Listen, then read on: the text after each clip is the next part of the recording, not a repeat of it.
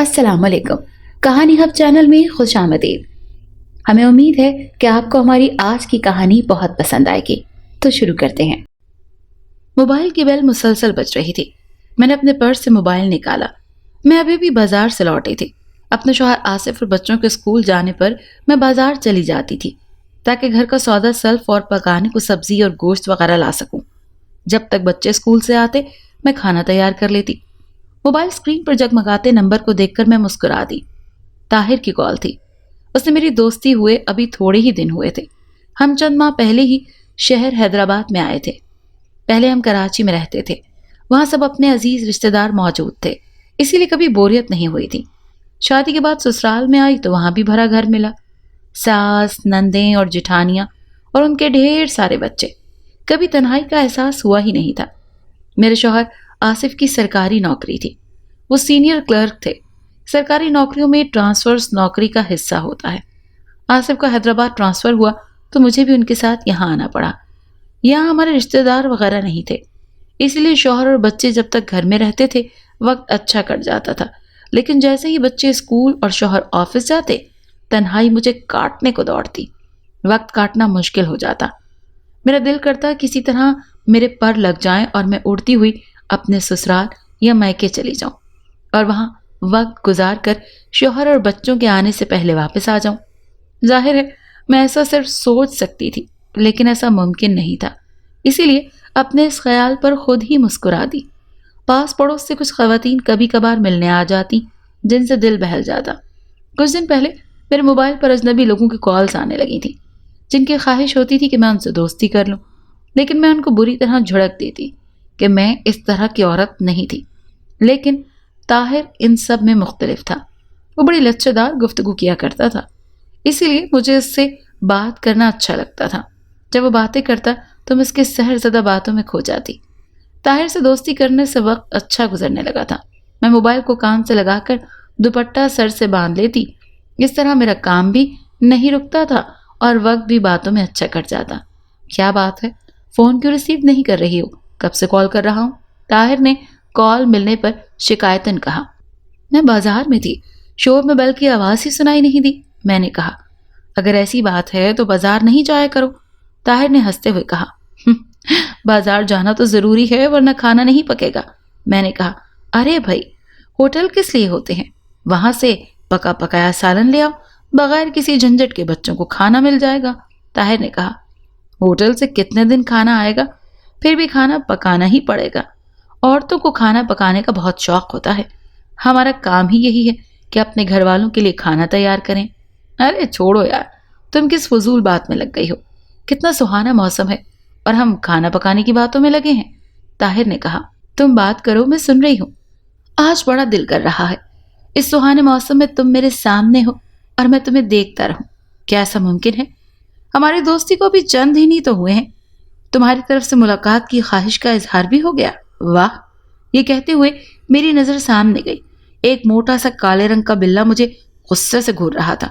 اس کے اس طرح گھورنے سے مجھے خوف محسوس ہوا۔ یہ بلہ چند ہفتوں سے دیکھ رہی تھی۔ وہ گھر میں گھومتا رہتا تھا، لیکن اس میں یہ عجیب عادت تھی، جب میں کسی غیر مرد سے موبائل پر بات کرتی وہ اچانک میرے سامنے آ جاتا اور گھورنا شروع کر دیتا۔ اس کے گھورنے سے میں خوف سے لرز کر رہ جاتی۔ طاہر موبائل پر کچھ کہہ رہا تھا، لیکن میرا ذہن مسلسل اس کالے بلے سے متعلق سوچ رہا تھا۔ خوف کے مارے میں اسے وہاں سے بھگا بھی نہیں پا رہی تھی۔ ڈر تھا کہ کہیں وہ مجھ پر حملہ ہی نہ کر دے۔ مس خوشبو، کن خیالوں میں کھو گئی ہو جو میری کسی بات کا جواب بھی نہیں دے رہی ہو؟ طاہر نے پوچھا۔ طاہر، یہ کالا بلہ مجھے غصے سے گھور رہا ہے، ایسا لگتا ہے مجھ پر حملہ کر دے گا۔ وہ بلہ مجھے نظر نہیں آ رہا، لیکن میں سمجھتا ہوں کہ اتنا بدذوق نہیں ہوگا کہ تم جیسی خوبصورت دوشیزہ پر حملہ کر دے۔ وہ تمہارے چہرے کو دیکھ کر اپنی آنکھوں کی پیاس بجھا رہا ہوگا۔ طاہر نے ہنستے ہوئے کہا، میری جان پر بنی ہوئی ہے اور تمہیں مذاق سوچ رہا ہے؟ میں نے کہا، میں تمہیں یقین سے کہتا ہوں کہ وہ بلہ تمہیں کچھ نہیں کہے گا۔ کالے بلے میں سنا ہے جنات کی روح ہوتی ہے اور وہ خوبصورت دوشیزاؤں پر عاشق ہونے میں دیر نہیں لگاتے۔ طاہر، تم میرا حوصلہ بڑھانے کے بجائے مذاق پر اتر آئے ہو۔ میں نے مصنوعی غصہ دکھایا۔ میری جان، میں مذاق نہیں کر رہا، بلے سے خوف زدہ نہیں ہو، میری بات غور سے سنو. اگر اس کالے بلے میں کسی جن کی روح ہوئی تو وہ تمہیں کچھ نہیں کہے گا، صرف گھور کر اپنی آنکھوں کی پیاس بجھائے گا. اور اگر وہ عام بلہ ہوا تو بھی فکر کی بات نہیں، وہ بھوکا ہوگا، کچھ کھانے کو دے دو، وہ خاموشی سے چلا جائے گا. طاہر نے کہا. مجھے اس وقت طاہر کی باتیں اچھی نہیں لگ رہی تھی، اسی لیے کام کا بہانہ کر کے کال کاٹ دی. میں نے جیسے ہی کال کاٹی وہ کالا بلہ بھی وہاں سے چلا گیا اور میں نے سکون کا سانس لیا. اسی وقت دروازے پر دستک ہوئی. میں نے دروازہ کھولا تو پڑوسن نصیباً خالہ تھی. دروازہ کھلتے ہی وہ اندر داخل ہو گئی. خوشبو بہن، اس وقت کیا کر رہی ہو؟ نصیباً خالہ نے پوچھا. وہی روز کی کہانی، بچوں کے آنے سے پہلے کھانا پکانے کی تیاری کر رہی ہوں. میں نے کہا. بہن، میری تو کچھ سمجھ نہیں آتا کیا پکاؤں. بچوں کے الگ نخرے ہوتے ہیں، یہ نہیں کھانا وہ نہیں کھانا. نصیباً خالہ نے کہا. ہم عورتوں کا یہی مسئلہ ہے، روز کھانا پکانا بھی ضروری ہے. میں نے کہا. تمہیں اس گھر میں کوئی تکلیف وغیرہ تو نہیں؟ اچانک نصیباً خالہ نے پوچھا. نہیں، ایسی تو کوئی بات نہیں. کیوں؟ میں نے چونکتے ہوئے ان کی طرف دیکھا. اس گھر میں زیادہ عرصے کوئی کرایہ دار نہیں ٹکتا، اس وجہ سے پوچھ رہی تھی. مجھے تو اس گھر میں کوئی ایسی بات نظر نہیں آتی. میں نے کہا. چلو یہ ٹھیک ہے، ورنہ اچھے گھر کہاں ملتے ہیں. نصیباً خالہ نے کہا. وہ کچھ دیر بیٹھ کر چلی گئیں. ان کے جانے پر میرے ذہن میں عجیب عجیب سے وسوسے آنے لگے. پہلے مجھے اس گھر میں کچھ محسوس نہیں ہوتا تھا. نصیباً خالہ نے جو یہ بات کی تھی تب سے مجھے محسوس ہونے لگا تھا کہ ضرور اس گھر میں کوئی ایسی ویسی بات ہے، جبھی تو لوگ یہاں پر زیادہ عرصہ ٹکتے نہیں. اب مجھے لگنے لگا تھا کہ اس گھر میں کوئی ایسی مخلوق ہے جو نظر نہیں آتی. کچن میں گھستے ہوئے مجھے لگتا کوئی شے تھی جو چولہے پر کچھ پکا رہی تھی. میرے کچن میں داخل ہونے پر غائب ہو گئی. کبھی ایسا محسوس ہوتا میرے ساتھ ساتھ کوئی چل رہا ہے. موبائل پر بات کرنے پر وہ کالا بلہ اچانک سامنے نمودار ہو جاتا اور مجھے غصے سے گھورنے لگتا.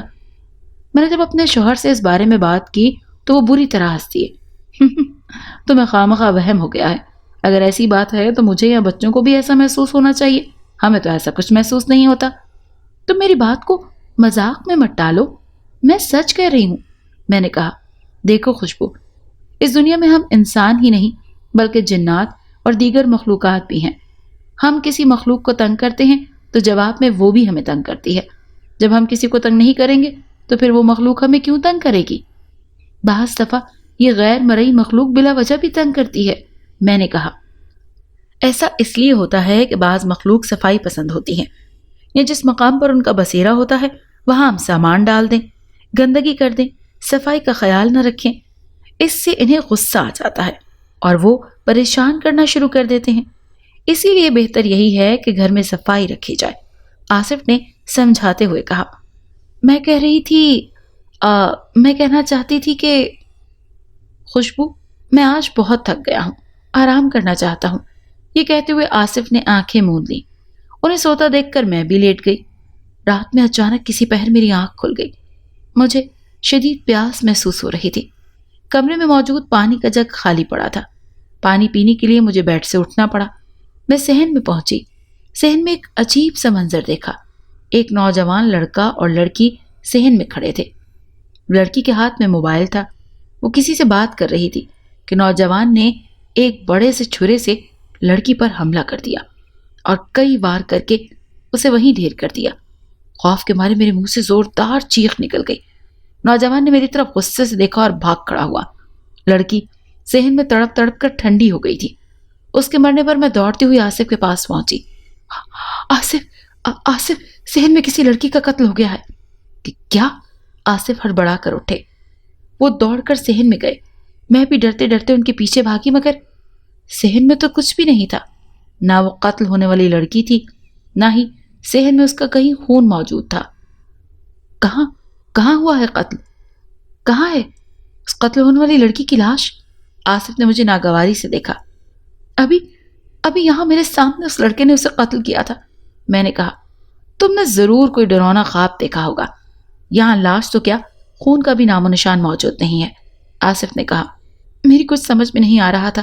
یہ سب کیا ہو گیا؟ میں کبھی آصف کو کبھی صحن کو دیکھ رہی تھی. میری تو جیسے عقل ہی کام نہیں کر رہی تھی.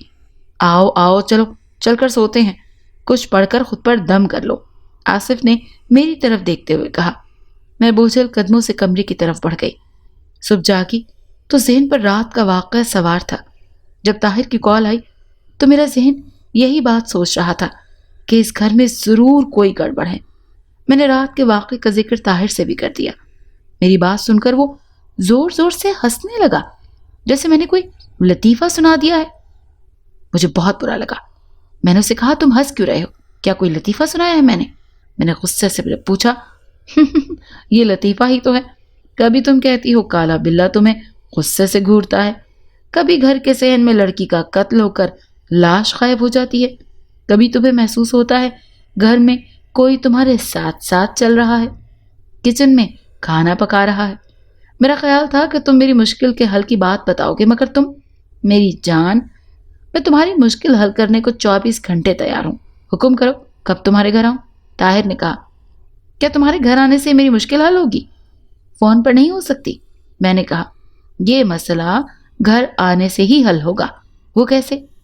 میں تمہارے گھر آ کر جو بھی وہاں مخلوق ہے اس سے معافی مانگوں گا اور ان سے درخواست کروں گا، میری جان، خوشبو کا پیچھا چھوڑ دو، اور تمہارے کہنے پر وہ مخلوق باز رہے گی؟ ہاں، اسے تمہارا پیچھا چھوڑنا ہی پڑے گا۔ طاہر پلیز، میں سنجیدہ ہوں۔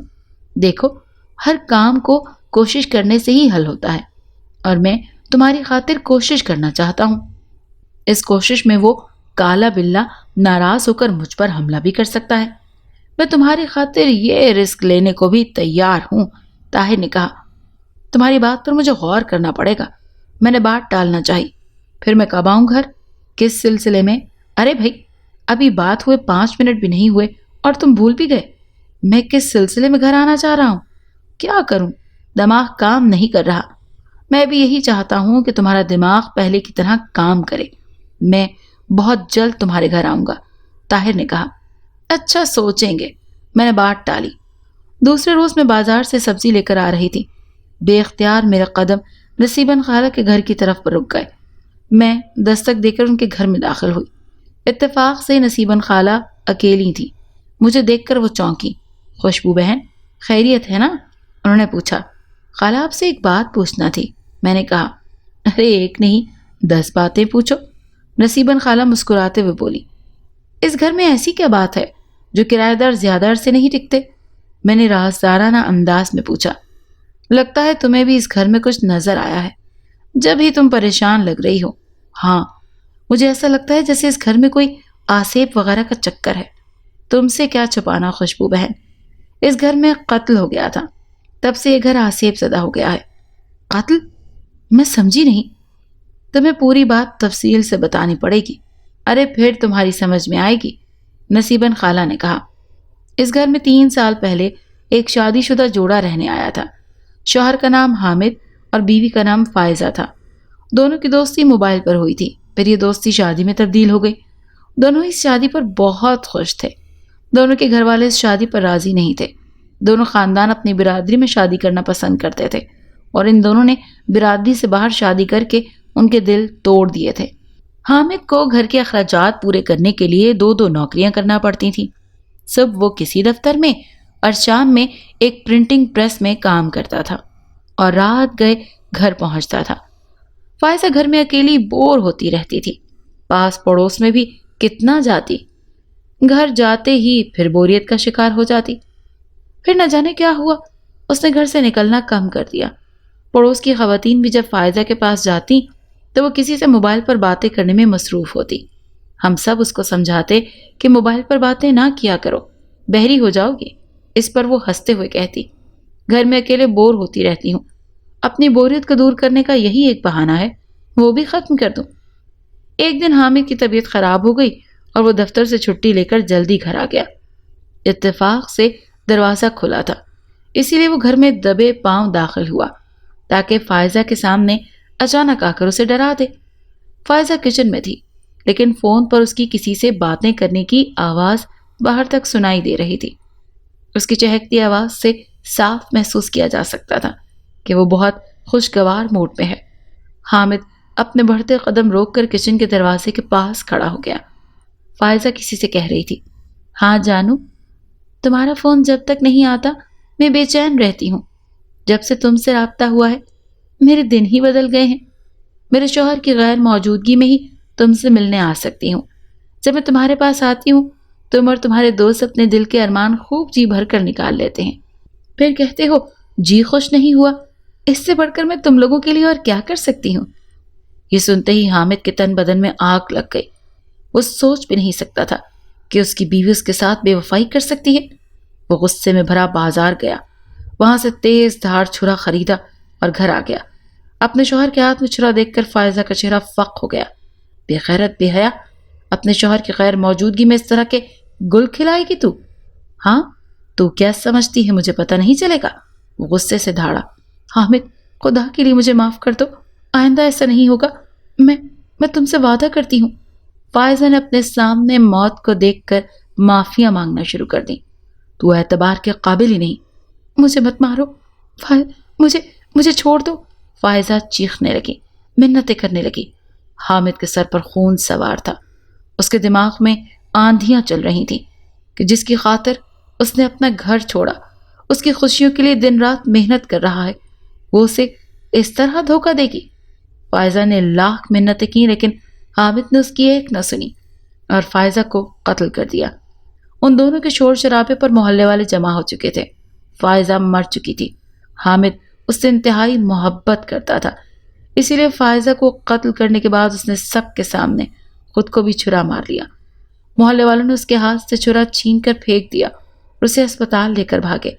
راستے میں حامد نے روتے ہوئے محلے والوں کو اپنی دکھ بھری کہانی سناتے ہوئے اسپتال پہنچنے سے پہلے ہی دم توڑ دیا۔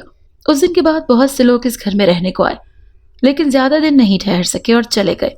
نصیباً خالہ نے کہا، ہاں مجھے ایسا محسوس ہوتا ہے جیسے یہ گھر آسیبی ہے اور ان مرنے والوں کی روح ابھی تک اس مکان میں بھٹک رہی ہے۔ میں نے کہا۔ میں کچھ دیر نصیباً خالہ کے گھر بیٹھ کر چلی گئی۔ آج حامد اور فائزہ کے متعلق باتیں سن کر میں نے تہیہ کر لیا تھا کہ جتنی جلدی ہوگا اس گھر سے جان چھڑانی ہے، کسی اور گھر میں جا کر رہنا ہے۔ موبائل کی بیل بجنے پر میں نے موبائل اٹھایا۔ طاہر کی کال تھی۔ ہاں بھائی، تمہارے کالے بلے کا کیا حال ہے؟ تمہیں تنگ تو نہیں کر رہا؟ طاہر نے پوچھا۔ فون مجھے کیا ہے اور کالے بلے سے متعلق پوچھ رہے ہو؟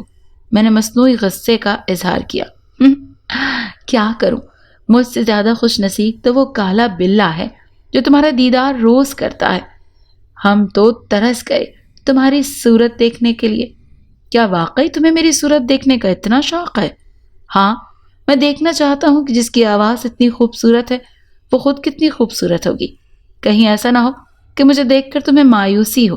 نہیں، ایسا نہیں ہو سکتا، مجھے پورا یقین ہے کہ تم بہت حسین ہوگی، طاہر نے کہا۔ طاہر، موبائل پر ہم اتنی دیر باتیں کر لیتے ہیں، پھر ملنا ضروری ہے کیا؟ میں نے کہا۔ مل لینے سے دل کو قرار آ جائے گا۔ اچھا، ایسی بات ہے؟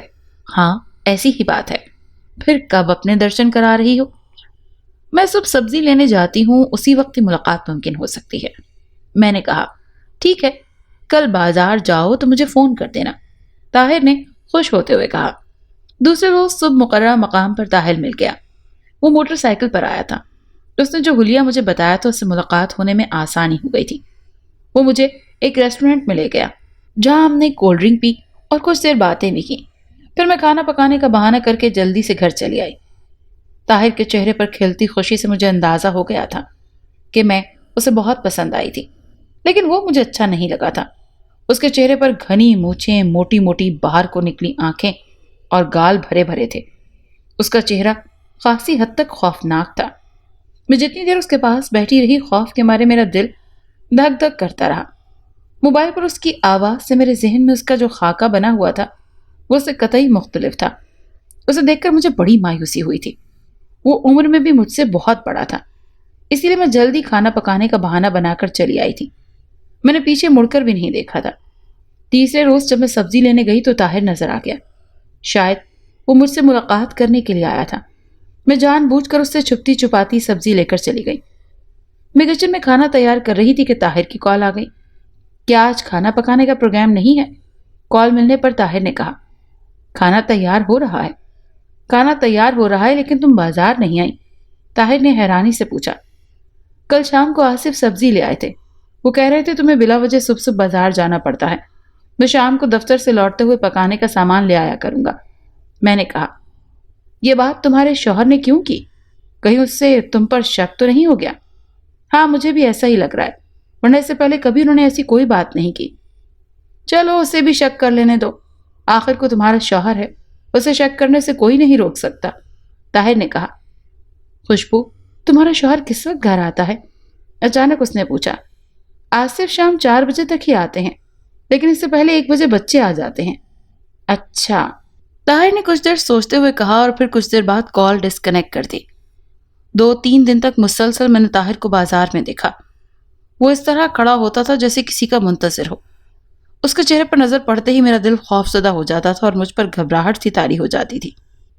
میں اس کی نظروں سے کچھ بچتے بچاتے کھانا پکانے کا سامان لے کر چلی جاتی۔ نہ جانے مجھے کیا ہو گیا تھا۔ میں اس کی آواز کو تو پسند کرتی تھی، اس سے باتیں کرنا بھی اچھا لگتا تھا، لیکن اسے دیکھتے ہی بری طرح خوفزدہ ہو جاتی تھی۔ اب موبائل پر بھی میرا اس کے ساتھ وہ رویہ نہیں تھا۔ وہ زیادہ تر ہاں ہوں کرتی رہتی۔ وہ کچھ سمجھنے لگا تھا، اسی لیے وہ اکثر شکوہ کرتا۔ میں اسے یہ کہہ کر مطمئن کر دیتی کہ میری طبیعت ان دنوں اچھی نہیں ہے، اسی لیے کچھ بھی اچھا نہیں لگ رہا۔ وہ خاموش ہو جاتا۔ ایک دن بازار سے پکانے کا سامان لے کر آتے ہوئے مجھے چند منٹ ہی ہوئے تھے کہ دروازے پر دستک ہوئی۔ میں نے جا کر دروازہ کھول دیا۔ باہر طاہر موجود تھا۔ تم؟ میں نے اسے دیکھتے ہی کہا۔ ہاں میں طاہر ہی ہوں۔ تم مجھے دیکھ کر اتنا گھبرا کیوں گئی ہو؟ وہ مسکرایا۔ تم کیسے آئے؟ چل کر آیا ہوں۔ وہ زور سے ہنسا۔ میرا مطلب ہے کہ پریشان مت ہو، تم بیمار ہو اور بیمار کی عیادت کرنے سے ثواب ملتا ہے۔ میں ٹھیک ہوں۔ میری سمجھ میں نہیں آ رہا تھا کہ طاہر کے ساتھ کیا سلوک کروں۔ طاہر کا اس طرح گھر چلے آنا مجھے پسند نہیں آیا۔ اسے آنے سے پہلے مجھ سے پوچھنا چاہیے تھا۔ آصف اگر اسے دیکھ لیتے تو میرے متعلق کیا سوچتے؟ وہ میرے کردار پر شک کر سکتے تھے۔ ارے بھائی، مجھے یوں ہی تکتی رہو گی یا گھر آنے پر خوش آمدید بھی کہو گی؟ طاہر گھر میں زبردستی گھستے ہوئے بولا۔ میں دروازے کو بھیڑتے ہوئے اس کے پیچھے لگ گئی۔ طاہر، تمہیں اس طرح نہیں آنا چاہیے تھا۔ تمہیں آنے سے پہلے مجھ سے پوچھنا چاہیے تھا۔ سوری، مجھ سے غلطی ہو گئی، آئندہ بتا کر آؤں گا۔ وہ ہاتھ جوڑتے ہوئے بولا۔ میں تمہارے لیے چائے بنا کر لاتی ہوں۔ میں اسے چائے پلا کر جلدی سے گھر سے بھگانا چاہتی تھی۔ ارے بھائی، چائے بھی بن جائے گی، ذرا ہمارے قریب تو آؤ۔ طاہر نے بے تکلفی سے میرا ہاتھ پکڑ کر مجھے سینے سے لگانا چاہا۔ میں پہلے سے ہی ہوشیار تھی، اسی لیے طاہر کے ہاتھ کو بری طرح سے جھٹک دیا۔ اس کے چہرے پر ناگواری کسی کیفیت ابھر آئی۔ کمال ہے، موبائل پر بڑی محبت دکھائی جاتی ہے اور اب ایسی بے مروتی۔ مجھے اس طرح کا مذاق بالکل پسند نہیں۔ میں نے کہا، میں یہاں مذاق کرنے نہیں آیا، تمہاری طبیعت ٹھیک کرنے آیا ہوں۔ آؤ میری باہوں میں سما جاؤ، تمہاری پیاس بجھا دوں۔ وہ مکروہ انداز میں ہنستے ہوئے بولا۔ طاہر اس وقت ایک غنڈا لگ رہا تھا۔ اس کی حرکتوں سے لگ رہا تھا کہ وہ اس سنہری موقع کو ضائع نہیں کرنا چاہتا۔ مجھے اس پر بڑی حیرت ہو رہی تھی کہ موبائل پر وہ کتنے مہذب گفتگو کرتا ہے، اور نکلا کیا؟ میں بھی اپنی عزت بچانے کا سوچ ہی رہی تھی کہ وہ بھاگ گیا اور بڑی پھرتی سے اس نے مجھے اپنی باہوں میں دبوچ لیا اور زور سے اٹھا کر بیڈ پر پھینک دیا۔ اس موقع پر میں خود کو بے بس محسوس کر رہی تھی۔ خوف سے میری چیخ بھی نہیں نکل پا رہی تھی۔ میرے سوچنے سمجھنے کی صلاحیت مفلوج ہو کر رہ گئی تھی۔ میرے شور شرابے پر وہ مجھے بدنام کر سکتا تھا۔ میری اس سے موبائل پر دوستی ہے اور اب گھر بلا کر بلیک میل کر رہی ہے۔ ثبوت کے طور پر وہ اپنے موبائل سے کی گئی کال بھی دکھا سکتا تھا۔ وہ جس دلیری سے گھر میں گھس آیا تھا، اس کی وجہ بھی یہی تھی کہ مزاحمت کرنے پر مجھے بدنام کر دیتا۔ میں نے جیسے ہی بیڈ سے اٹھ کر بھاگنا چاہا، اس نے اپنے فولادی ہاتھوں سے پکڑ کر مجھے بیڈ پر دوبارہ ڈال دیا اور تیزی سے مجھ پر جھکتا چلا گیا۔ میں بے بس تتلی کی طرح اس کے جال میں پھنس چکی تھی۔ اچانک طاہر چیختا ہوا پیچھے کی طرف الٹ گیا۔ کالے بلے نے اس پر حملہ کیا تھا۔ ابھی وہ سنبھلنے بھی نہ پایا تھا کہ بلے نے اس کے چہرے پر حملہ کر کے اپنے پنجوں سے ناخن اور دانت اس پر گاڑ دیے۔ تکلیف سے طاہر کے منہ سے زوردار چیخ نکل گئی اور وہ کالے بلے کے مزید حملے سے بچنے کے لیے ایک طرف کو ہو گیا۔ کالے بلے نے پھر حملہ کیا اور ناخن پیٹ میں گاڑ دیے۔ کالے بلے سے اس طرح کے حملوں کی توقع نہیں تھی اسے، اسی لیے وہ بری طرح بوکھلاہٹ کا شکار ہو گیا۔ اس نے کالے بلے سے بچنے کی بہت کوشش کی، لیکن کالا بلہ اس پر مسلسل حملے کر رہا تھا۔ طاہر نے اپنی بہتری اسی میں جانی کہ وہ بھاگ جائے، چنانچہ وہ تیزی سے گھر سے نکل گیا۔ میں بری طرح گھبرائی ہوئی تھی۔ کالا بلہ غصے سے دروازے کی طرف دیکھ رہا تھا۔ نہ جانے مجھ میں اتنی ہمت کہاں سے آ گئی تھی کہ میں نے گھر کا دروازہ بند کر دیا۔ اندر آ کر میں نے کالے بلے کو تلاش کیا لیکن اس کا کہیں بھی نام و نشان نہیں تھا۔ میں بے سدھ ہو کر بیڈ پر گر پڑی۔ خاصی دیر گزر جانے پر بھی میں گمسم رہی۔ بچوں کے آنے پر میں ہمت کر کے اٹھی اور دروازہ کھول دیا۔ اب میں خود کو بہت بہتر محسوس کر رہی تھی۔ شام ہونے پر میں نے فرضی کہانی گڑھ لی کہ میرے گھر میں آتے ہی کوئی اجنبی شخص داخل ہو گیا، لیکن اس کالے بلے نے اجنبی شخص پر حملہ کر کے بھگا دیا، ورنہ میری عزت چلی جاتی۔ فرش پر طاہر کے زخموں سے ٹپکتا خون موجود تھا جو اس بات کا ثبوت تھا۔ واقعی کالے بلے نے اجنبی شخص کو شدید زخمی کر دیا تھا۔ آصف یہ سن کر سوچ میں پڑ گئے اور پھر بولے، میں کوشش کرتا ہوں کہ کوئی اور اچھا سا مکان مل جائے، بھلے کچھ زیادہ ہی رقم کیوں نہ دینی پڑے۔ نہیں آصف، اب ہم کہیں نہیں جائیں گے۔ ایسا واقعہ تو کہیں بھی ہو سکتا ہے، یہاں کم از کم کالے بلے کی شکل میں ایک محافظ تو موجود ہے۔ میں نے کہا، او ہاں، یہ بات تو ہے۔ آصف نے چونکتے ہوئے کہا، واقعی کالے بلے نے تو محافظ کا کردار ادا کیا ہے۔ اب میں زیادہ بے فکر ہو کر گھر سے باہر رہ سکتا ہوں۔ آصف نے مسکراتے ہوئے کہا، ویسے ایک بات ہے، اس اجنبی شخص کو پھر دوبارہ ادھر آنے کی ہمت نہ ہوگی۔ آصف نے زوردار قہقہہ لگایا۔ واقعی طاہر نے پھر دوبارہ گھر آنے کی ہمت نہیں کی اور نہ ہی موبائل پر بات کی۔ شاید اس کے ذہن میں پہلی ہی یہ بات تھی کہ کالے بلے میں کوئی جن ہے۔ اب میں بھی ہوشیار ہو چکی ہوں اور موبائل پر غیر مردوں سے دوستی کرنے سے توبہ کر لی ہے۔ کالے بلے سے اب مجھے ڈر نہیں لگتا، اسی لیے میں صبح شام اس کے لیے برتن میں دودھ ڈالتی ہوں۔ وہ بلہ دودھ بہت شوق سے پیتا ہے اور دودھ پی کر مجھے ایسے دیکھتا ہے جیسے میرا شکریہ ادا کر رہا ہو۔ اب وہ بلہ گھر سے باہر نہیں جاتا، جب آصف آ جاتے ہیں تبھی گھر سے باہر نکلتا ہے۔ میں کبھی کبھی سوچتی ہوں کہ جس کالے بلے کی وجہ سے یہ کرائے کا مکان چھوڑنا چاہ رہی تھی، اب اسی کی وجہ سے اس گھر میں رہنے پر مجبور ہوں۔ اور کیوں نہ ہوتی، مجھے مفت میں ایک محافظ جو مل گیا تھا۔ میں نے گھر کا سودا سلف لینے کو باہر نکلنا چھوڑ دیا تھا۔ آصف ہی آفس سے آتے ہوئے سامان لے آتے ہیں۔ کبھی باہر جانا بھی ہوتا ہے تو میں آصف کے ساتھ ہی نکلتی ہوں۔ طاہر جیسے انسانوں کا کیا بھروسہ، وہ انتقام لینے کے لیے کچھ بھی کر سکتا ہے۔ ویسے بھی مجھے لگتا ہے کالا بلہ دراصل کوئی اور مخلوق ہے۔ آپ کو کیا لگتا ہے؟ اگر آپ کو ہماری آج کی کہانی اچھی لگی تو ہمارے چینل کو لائک اور سبسکرائب کریں اور اس کہانی کو زیادہ سے زیادہ شیئر کریں۔ شکریہ۔